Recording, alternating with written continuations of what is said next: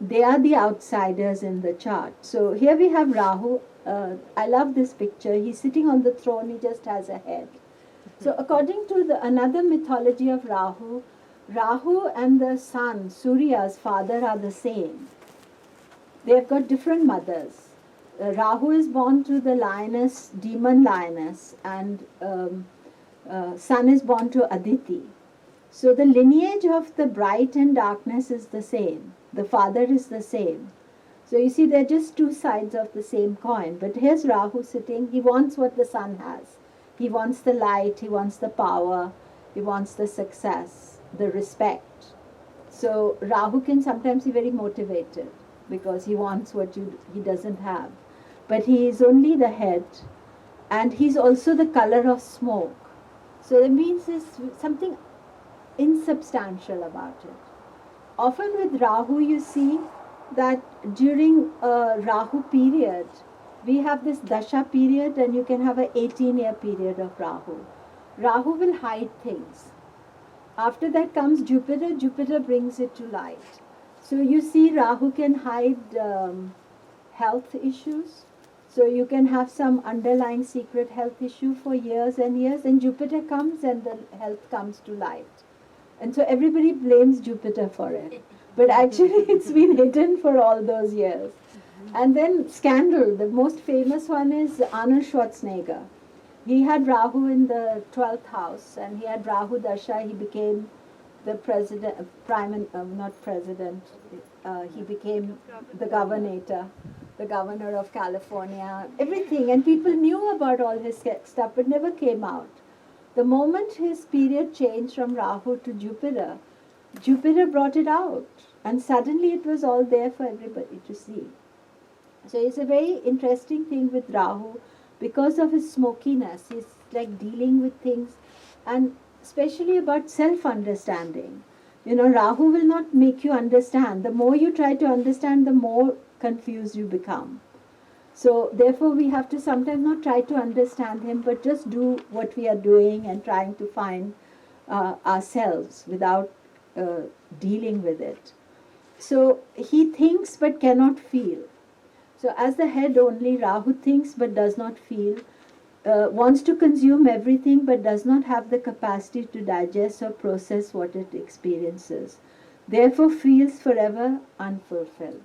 So it's like he's experienced. You see people with Rahu in the 9th house, they keep on studying.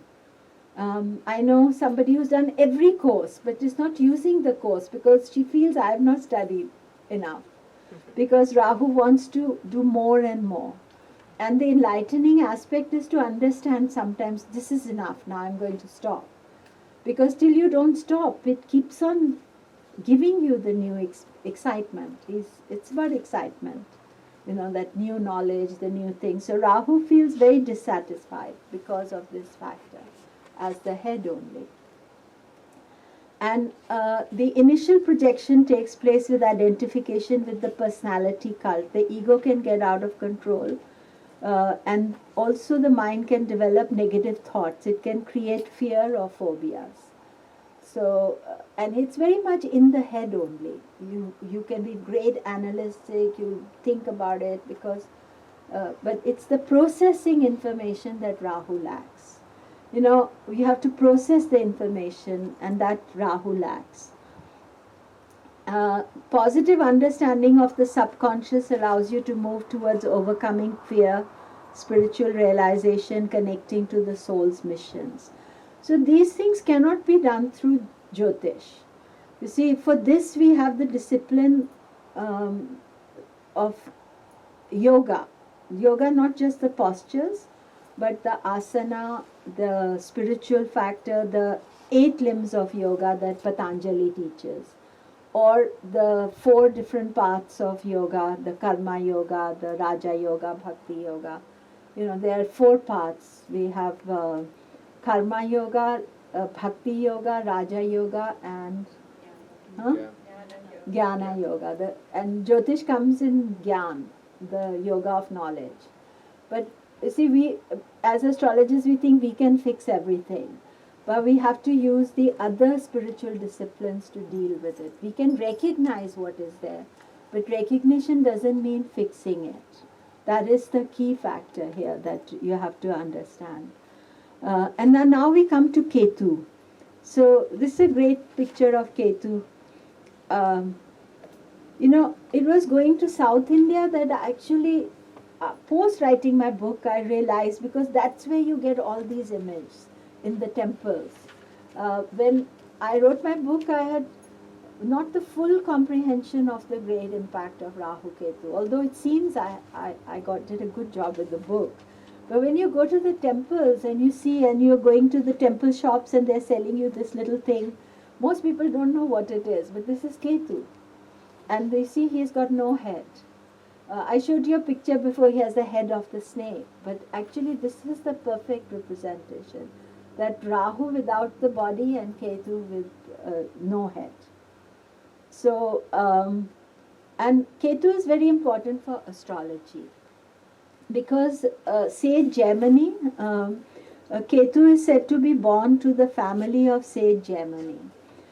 He belongs to the lineage of Mimamsa philosophers, and sage Gemini is very famous guru in Jyotish called Gemini. He interpreted the knowledge of the astrology. So he gave a lot of techniques, so he's very respected. So often when you see a strong Ketu in somebody's chart, you know they have some lineage with astrology.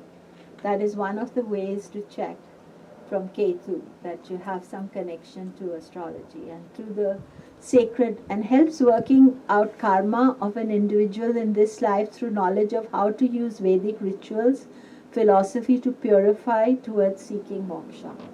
You see, it's not just about doing the rituals that bring you self-realization. It's much more deeper understanding of what is correct or wrong. So this sage Gemini, here I have a picture of his, and he's the one who kind of most of the sages knew astrology, but they knew a lot of other things as well, philosophy and spiritual things. So Ketu in your chart is very responsible for knowledge, because Ketu also deals with the book of your life. So he knows everything you've done, everything, all your karmas are stored in Ketu. Some of them come out of it, but everything is there. So if you understand that, then it's really powerful. Did I go? So any connection of Ketu with the planet gives special knowledge of Jyotish. Jupiter is the guru, and Ketu, sage Gemini lineage. If you have a connection of Ketu with Jupiter in Rashi or any of the other Varga charts, that is a clear indication of lineage of astrology. So just like ancestors, they don't mean that your father or grandfather taught you. It shows some deep lineage connection. But I have found that in charts like that, any connection with Ketu, if you have a tight conjunction with Ketu, Mercury, Jupiter, Moon is more difficult because it's so sensitive if you have Moon Ketu, but that also can show Moon, Jupiter of course. But it's not good for material things, those connections, because it's all full of karmic possibilities. So while it's a powerful indication, it needs special treatment of your chart, of your personality to deal with it. So here's another picture of Ketu, and Ketu also is seen riding an owl. And I think, Anna, you were saying that there are owls here at night. So, that's a Ketu symbolism. So it means there's a lot of old souls living here. Did you have a question? Yes, yeah, you didn't mention Mars in conjunct with Ketu. Does it also indicate this is more complicated. Mars Ketu is like, according to Vedic philosophy, Ketu acts like Mars. So if you have a Mars Ketu, it's like a double Mars or double Ketu combination.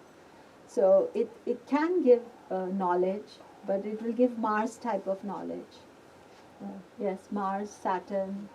See, each planet has a different energy, but generally Mercury, because Mercury is intellect, and Jupiter, which is wisdom. Those two conjunctions are the clearest conjunction, but Mars, Ketu, any Ketu, Saturn, that, Ketu says give up, Saturn says face your problem. So that's each conjunction has its own energy. So, but I think if you have the conjunction, it definitely indicates there's some karma you're dealing with. And Mars is also considered a yogi. Mars has two very important aspects of personality. Mars is, as Aries is the warrior, as Scorpio he's the yogi. He deals with transformation. So it depends which way you're using it. Yes, you had a question?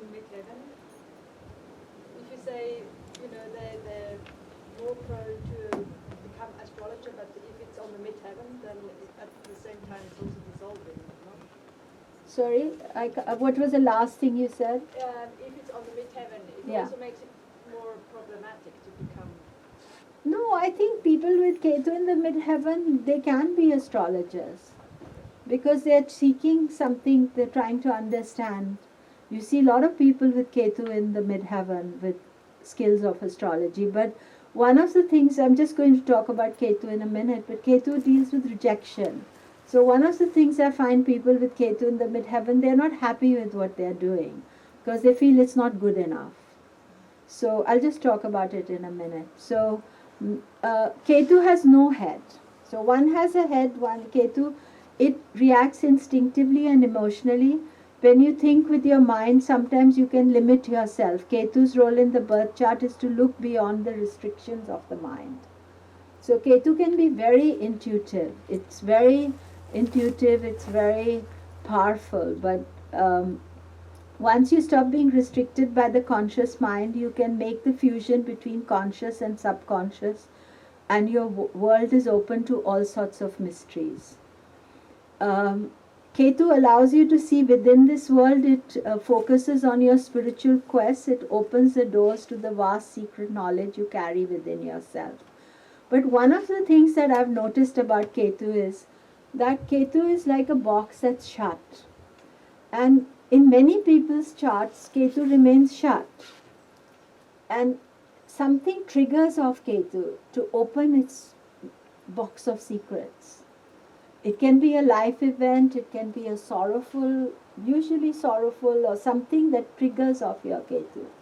Because until then you are just rejecting everything, because Ketu is dealing with self-realization, which is a energy of such idealism that it demands so much and life cannot offer that.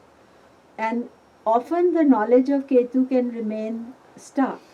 And that's why they say sometimes in the presence of the Guru, there's a story of Swami Vishnu Devananda. He's the disciple of Swami Shivananda, who opened the Shivananda centers all over the world. And he said that when he went to see Swami Shivananda and he got the blessing of his Guru, suddenly he remembered that he was a Raja Yogi from past life. Up to then he was thinking he was wanting to join the military, and he was recruit in the army in India, and he went to meet Swami Shivananda, and he suddenly remembered that there was this whole energy. And remembering of past life doesn't mean that you remember exactly what, but it means you have a talent for that. There's some talent that comes. You could have a talent for painting or art or wisdom or something. So Ketu, because of its no head, this is a very key aspect of Ketu that I've seen, that it remains like a shut door. Or, you could say Pandora's box, but of course it can open and reveal all sorts of things. But you need to reveal it carefully and slowly. And so here's another picture, but not very clear, the body only. So Ketu deals with past karma, which we must reconcile with in order to move forward with this life. So the karmic baggage that Ketu brings must be let go. or we remain stuck in the past, unable to progress beyond our restrictions and develop towards self realization. That is the key aspect. Another key aspect of Ketu is that until we have this karmic baggage, which is all psychological, not kind of things, we are not able to move forward. And often it means you have to let go. Somebody has hurt you, somebody has been nasty with you. You have to forgive and let go. I mean, it's a principle that is used in Christianity as well and everything. But people don't practice it, they talk about it. But it's about forgiveness, about letting go. And we have to, rather than concentrate on all the negative things that happen, but is about reconciling with it and letting go. Understanding Ketu is key to finding enlightenment and being comfortable with where we are at present. The past karmic issues have a way of coloring our life. So I think I personally find that it's like talking to yourself and thinking, this is where I am, and this is the reality of my situation, and I should enjoy that, rather than thinking, I wish this had happened so I could do this, or rather than thinking. So there's some kind of a cosmic transformation that takes place, but that cannot be just through pure astrology.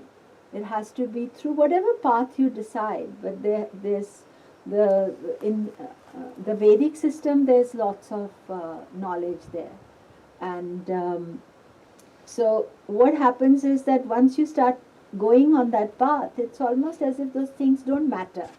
It doesn't actually mean it changes anything about your life, but it's how much importance you're giving them. And it's almost like how much are you allowing that energy to rule you today. So that is the thing that we have to think about it. So there's another picture of Ketu. This is from the Shivananda ashram in Nayyar Dam. They have an ashram there, so they had all the planets. And if I see an unusual picture, so here you see, and this is an aspect of Ketu that sometimes it can really bite you, because suddenly the five-headed cobra comes, and it can sting you, and you're all very peaceful and peace-loving, and then suddenly that energy. And usually it takes place when your life has got out of control. The sting of Ketu or the biting of Ketu, when, you have become, you haven't, when life has got out of control, really, that's when you see that. So how much time do I have? 15 minutes. Okay. So basically, we understand the thing, and then we understand the karmic axis, which is Rahu Ketu both together. So it winds itself around us like snake of time, both entwining us within the restrictions of time, making us struggle to get out of it, to allow us to overcome the darkness and restriction we created through our own actions. So, as I said, it's always the opposition.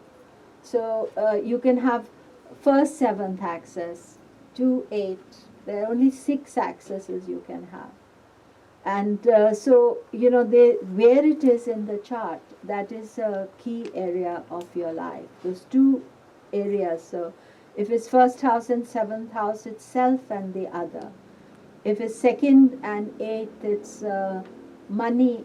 Those are 2 money houses. It's the financial issues between partners.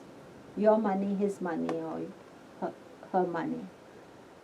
It can also be connected to families, because they deal with families. 3rd, 9th house is siblings versus parents. The attention we seek, our efforts, our parents' efforts, lower mind, higher mind. 4th, 10th axis. 4th house is house of moksha. 10th house is career, but it's also home and outer life. So usually Rahu is well placed, or Ketu in the 10th house. So in answer to your question, we believe that Rahu or Ketu on midheaven is good. That is one of its best positions, because you can see it. Uh, then fifth, 11th. 5 is children. Usually there's some issue with children if you have 5. That doesn't mean not having them. But you know, having children is only first part of the story. Then it's looking after them all their lives. So the 5-11 axis, 5 is connected to children, 11th is to profit. Again, 11th house position of Rahu is considered very good. 11, Rahu or Ketu, either one of them. Then 6, 12. Sixth houses, are debts we owe to people, and 12th house is self-realization. So 6, 12 is also complicated access because it means you have to pay your debts before you can go to self-realization. But, we don't want to pay the debts. That's our general default mechanism. And then, we have only 6 accesses that you can have. And so basically, Rahu Ketu axis controls us. The influence of Rahu Ketu is deep and it forms major issues of this life. And it's always the primary issue if you can study the axis and you can study all its significations. But there's one energy that is quite complicated, and this is called Kal Sarpa Yoga. And Kal Sarpa Yoga is studied, when the nodes block the rest of your chart. So this quality in the chart, I will just show you.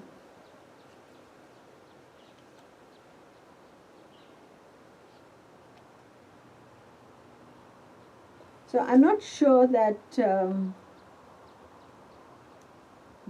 person who's troubling us at present in USA, Donald Trump, one sec.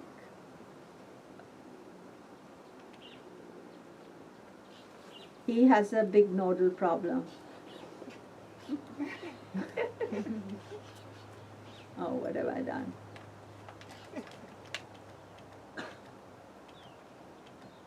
So this is North and South Indian charts. I'm just going to remove some extra bits from it. Okay, so you see he has a problem just now that he has a Rahu north node with the sun, Ketu south node with the moon. And one problem that I find about the nodes and politicians is because, and he's this time period he's in Rahu Mars Dasha. So he's active Rahu. We believe the Dasha is the active principle. And politicians and the nodes I'm always worried about them. So you see his chart is kind of cut off. We are not looking at outer planets, but all the other planets are within the nodal axis, except the moon. But it's sort of very close conjunction. Is that people with this kind of nodal cutoff, they are very divisive politicians. They cut the country into half. So this is what he's doing, the politics that he's playing. And his predecessor, George W. Bush, had it even more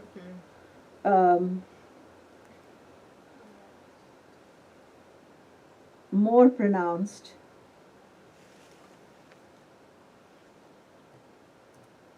See there the nodal axis, and all the planets are one side of the axis. It's called Kal Sarpa Yoga. Means you're controlled by the snake of time. And in individuals it's more easy to handle. But when they become politicians, they always are cutting the country into half. There's a third chart I have of Margaret Thatcher. And because I lived in UK and I suppose we have lived this history, I don't know what I've done with her. I never find her chart. Okay, I can't find it. Thatcher.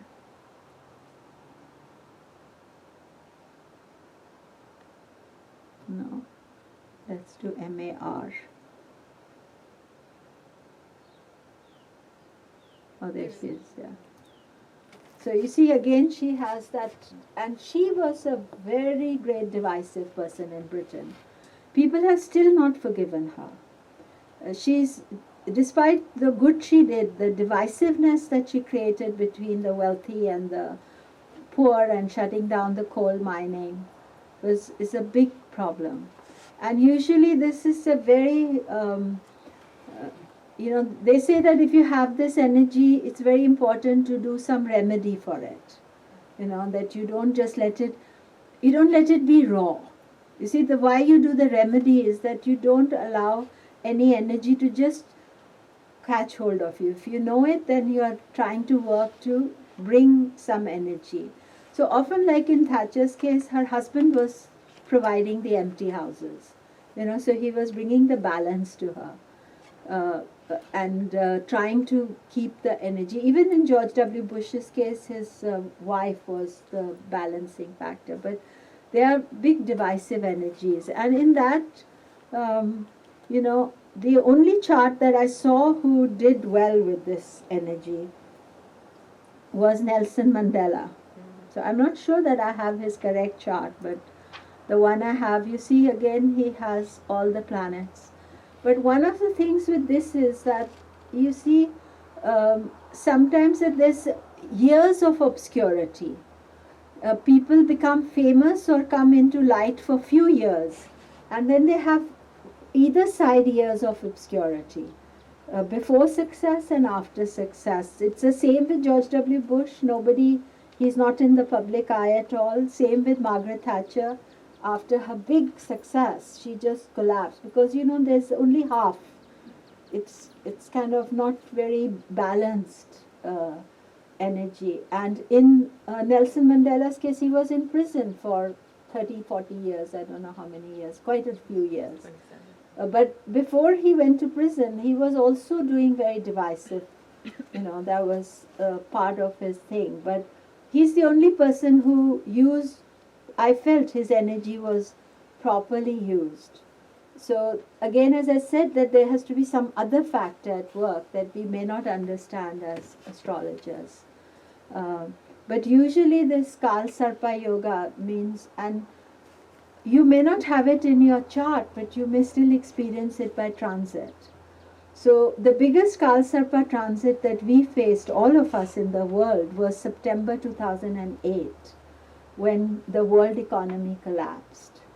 And at that time, the Kalsarpa Yoga was there by transit. And the day it happened, or around that time, is when the economy started crashing.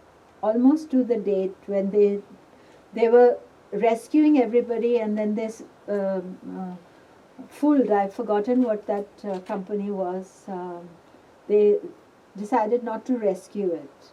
And that was the transit Kalsarpa Yoga at that time. So it doesn't necessarily mean we have it in the chart, we can experience it. So you see how much imbalance it creates. But transit Kalsarpa can happen quite often, it's not that rare. But sometimes a lot of other things are happening alongside it. So it kind of catches hold of you. So the snake energy catches hold of you. So as the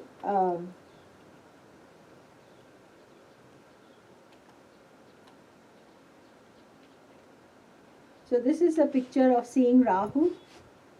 So you can see that. So I'm just not going to go there because we don't have time. So Ketu transits help us to offload karma. It breaks away old set patterns, but it can leave us vulnerable and exposed. So those of you who have planets in Vedically in Pisces, but I think it's both Western Vedic just now and Pisces, is where Ketu is there just now. So that is an area where you can feel vulnerable because Ketu is cutting and revealing something, but when you get exposed, it's like baby skin or something, you're much more sensitive. So you have to care for yourself at that stage. So, but it makes us ready for growth, for new possibilities because it's letting go of things. So when you let go of something, it could be a negative relationship, it could be some other thing. That's the time you're most vulnerable. That's the time that you have to then really keep yourself protected, because that is a period of vulnerability for you. And Rahu is usually the opposite. Wherever Rahu is, he wants to give you more. So if you have Rahu in your 12th house, which is Vedically the house of expenses, he's giving you a lot of expenses just now. But it'll move soon, it'll go into house of, if it is in the house of earnings, it can increase your earning. If it's in your career, it can give you fame and success. But it gives you a lot more. So by transit, you have to see where it is, exactly where it is. But certain areas it's vulnerable, but generally by transit, Rahu is much easier to deal with. Rahu transiting your ascendant, it can, I did that in my book, Steven Spielberg's chart. Every time Rahu came on the ascendant, he had a hit film. But his relationships were messed up because Ketu was in the 7th house. So you see this, he was getting all this Jaws and something else, and then the marriage is breaking up. Because you then are only focusing on I, me, I'm successful, but you're not ignoring the Ketu energy. So again, with the transits, they're also very interesting, because one side is giving, the other side is taking away. So our role is in looking at the things. So the Vedic astrology gives many remedies for past life, and these remedies one has to be careful because they are also open to wrong use. You know how somebody can give you a remedy, can also misuse it, and a lot of fear. But the general principle is the greater the problem, the longer it takes to resolve. So just like you can't lose weight in one day, same thing with the Rahu issue, you have to take time. So if you've collected the problem for many years, then that is the thing. So secondly, it cannot be just resolved by spending money. Because you may have money, you can throw money at a problem, that's not the resolution. So some issues will still come, but quite a few are resolvable.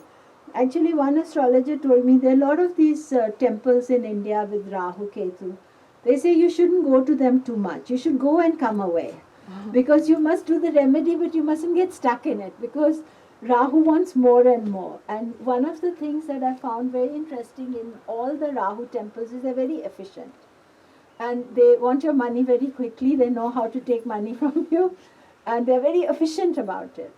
And so this astrologer told me, he says, you do the remedy, but you must run away, because Rahu is never satisfied. So even in the remedies, he says, oh, that's all you did, come spend some more money with me, or come and do more remedies. So it's quite interesting, walking a fine line with it in trying to understand it. So also some issues you have to deal with. But the main thing is about pacifying the mind, because Rahu Ketu mainly affect the mind. And for the mind, the yogic remedy, mantra chanting is the best. Chanting is the best solution for pacifying the mind. And secondly, one other thing with the mind is, I see Rob has come, so I must finish quickly, is also some kind of regularity in your life. Because moon is very moving and uncertain. So if you have some kind of regularity, very simple, very hard to do, but having kind of a daily practice, a daily thing that you're doing, that helps with the mind. So if you're studying something, you stick with it. If you're doing something, stick with it, because that's what gives you the maximum way of, in an uncertain world, to have kind of regularity. So a lot of the spiritual practices are about that, and that really helps with Rahu. Regular meal times, eating the right food. Food is also very important, because the type of food and the quality of food you eat, that has a really good effect on working with the nodes in your chart. So I shall say thank you to all of you.